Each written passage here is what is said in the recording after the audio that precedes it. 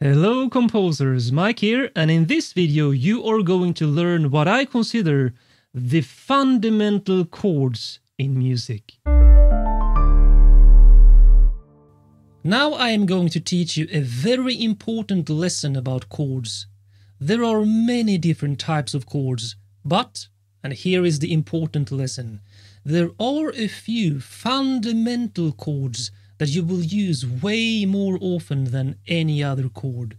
These chords are essential to learn how they sound and how they interact harmonically when you switch between them. So what are these essential chords? Well, there is of course no strict line here. It's mainly my own opinion based on my personal experience as a composer. So here they are. 1. The major triad, which I call the uplifting chord. 2. The minor triad, which I call the emotional chord. 3. The suspended triad, which I call the longing chord. And 4.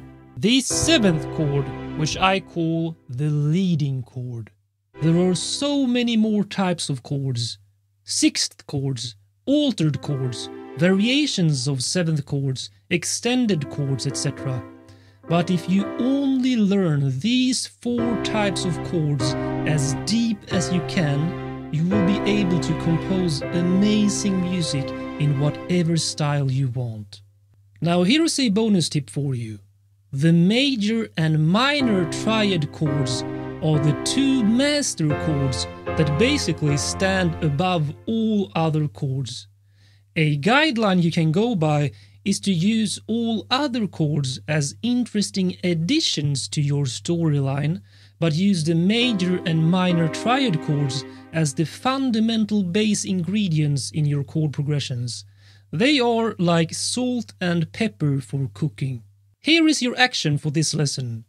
Take a look at these chord charts for the 4 essential chord types and learn them by heart.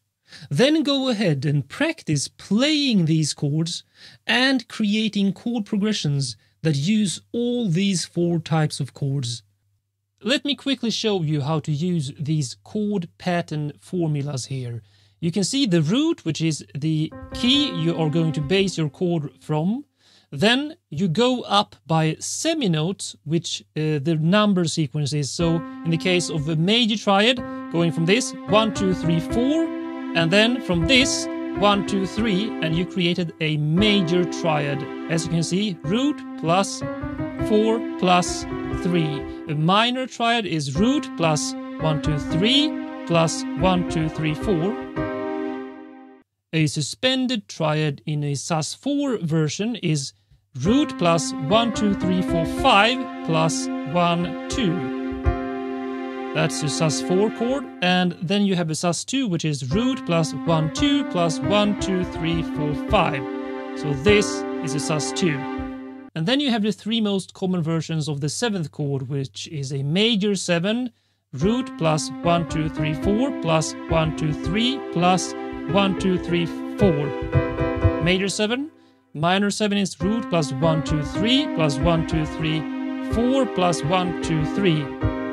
Minor 7, and the dominant 7th, or simply 7th chord, which is root plus 1, 2, 3, 4 plus 1, 2, 3 plus 1, 2, 3. This is the 7th chord, or dominant 7th.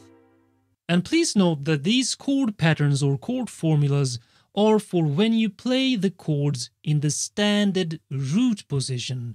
You will learn other ways to play the chords, such as inversions and open voicings, in another lesson. I recommend always starting and ending your chord progressions on one of the master chords, the major or minor triad. Of course, based on the root, also called tonic, of the scale you use. So go ahead and practice what I call the 4 main chord types in music.